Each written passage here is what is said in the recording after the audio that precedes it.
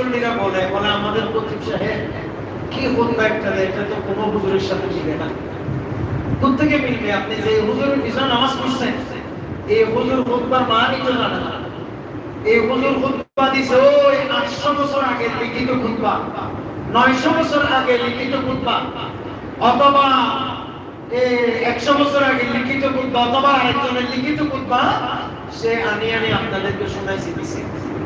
আলহামদুলিল্লাহ রাব্বিল আলামিন, আল্লাহর অশেষ দয়া এবং মেহেরবানি, আমি এই কথাগুলো আপনাদেরকে কোরআন হাদিসের আলোকে যে কথাগুলো আমি আপনাদেরকে বলি বাংলায়, একই কথাগুলো আমি নিজে ওগুলো আরবি ভাষাতে ট্রান্সলেট করে আমি নিজেই খুতবা বানিয়ে নিজে খুতবা আমি আপনাদেরকে দেবার চেষ্টা করি।